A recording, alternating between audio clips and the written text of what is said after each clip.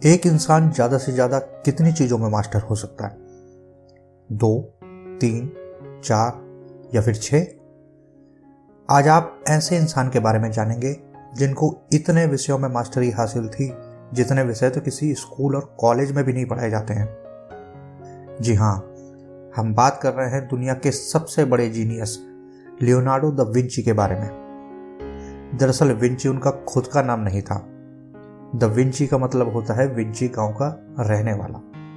उनके गांव का नाम विंची था, जिसकी वजह से लोग उन्हें लियोनार्डो द विंची के नाम से बुलाते थे।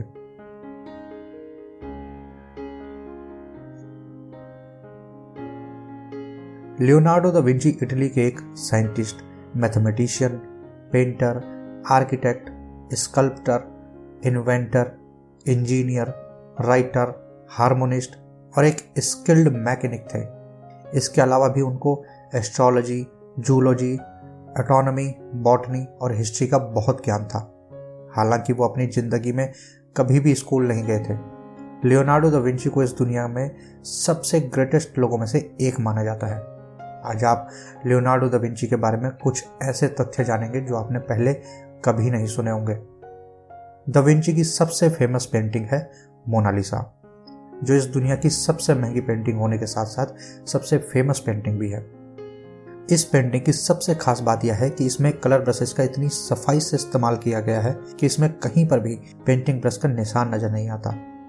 इसकी दूसरे सबसे बड़ी बात यह है कि इसे पोर्ट्रेट मोड में बनाया गया है। पोर्ट्रेट मोड जैसे आजकल के मोबाइल कैमरे में होता है, जिसमें बैकग्राउंड ब्लर हो जाता है, जिससे व्यक्ति की तस्वीर और साफ नजर आती है। यह दुनिया की पहली ऐसी पेंटिंग है जिसे फ्रंट मोड में बनाया गया है। इससे पहले तस्वीरें कुछ इस तरह से होती थी।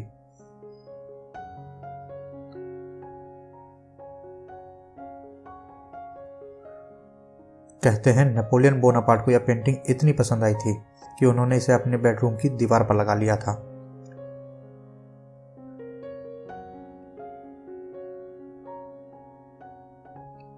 लियोनार्डो द विंची सिंप्लिसिटी में विश्वास रखते थे। सिंप्लिसिटी जैसे मोनालिसा को ही ले लीजिए। उनकी इस तस्वीर में यदि गौर किया जाए तो हम जानेंगे कि उन्होंने मोनालिसा चित्र के अलावा उसके बैकग्राउंड पर ज़्यादा ध्यान नहीं दिया है। इसी वजह से उसे ब्लर कर दिया गया है। एप्पल के CEO Steve jobs Leonardo da Vinci से बहुत प्रभावित थे। वे भी सिंप्लिसिटी में विश्वास रखते थे। जैसे एप्पल के मोबाइल को ही देख लीजिए। जहां एक और मोबाइल डिवाइस कॉम्प्लेक्स होते जा रहे हैं, उनके मुकाबले में एप्पल बहुत ही सिंपल होता जा रहा है। स्टीव जॉब्स कहते थे कि डिवाइस इतना सिंपल होना चाहिए कि एक बच्चा भी उसे चला सके। लेकिन उस सिंप्लिसिटी को बनाने के लिए जो मेहनत और ज्ञान की आवश्यकता होती है, वो ज्ञान स्टीव जॉब्स और लियोनार्डो द विंची जैसे लोगों के ही पास होता है। उनकी दूसरी सबसे बड़ी खूबी यह थी कि वे दोनों हाथों से लिख सकते थे। लेकिन उससे भी ज़्यादा खास बात यह है कि वे एक ही समय में एक हाथ से लिख सकते थे जबकि दूसरे हाथ से ड्राइंग कर सकते थे। उनकी तीसरी खूबी थी उनकी लिखावट। वो ज़्यादातर अपने लिखने का काम मिरर राइटिंग में करते थे। मिरर राइटिंग मतलब जैसे हमें कोई भी चीज़ शीशे में उल्टी दिखाई देती है, उसी तरह वे उल्टे अक्षरों में लिखते थे जो शीशे के सामने सीधे दिखाई देते थे।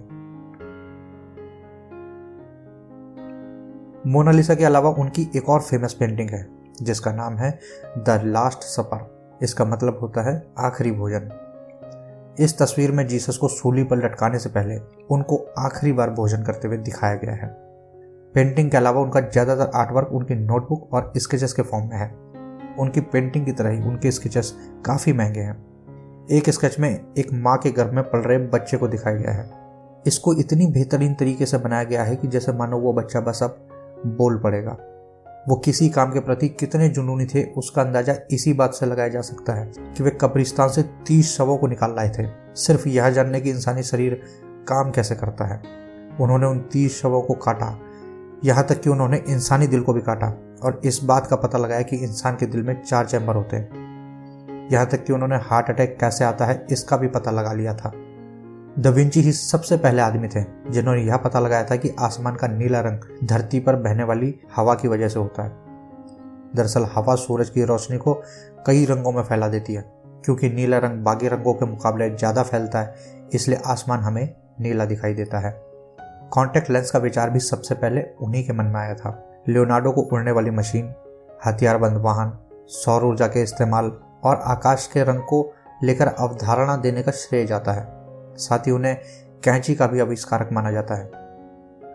यकीन करना मुश्किल है, लेकिन लियोनार्डो दा विंची ने कुछ चीज़ों का आविष्कार 14वीं सदी के अंत में या फिर 15वीं सदी की शुरुआत में ही कर दिया था। असल में उन्होंने सबसे पहले पैराशूट, हेलीकॉप्टर और एरोप्लेन के स्केचेस तैयार किए थे। उन्होंने सबसे पहली रिपीटिंग राइफल व टैंक भी डिजाइन किए थे। और अगर इतना काफ़ी नहीं है तो उन्होंने सबसे पहले झूलता पुल, पैडल बोट व मोटर कार भी डिजाइन किए थे।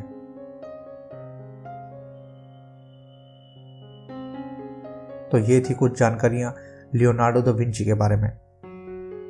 आपको यह एपिसोड कैसा लगा? कमेंट करके अपनी राय जरूर बताएं।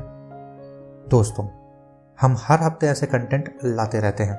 अगर आपको यह कंटेंट पसंद आता है तो हमारा चैनल जरूर सब्सक्राइब करें। धन्यवाद।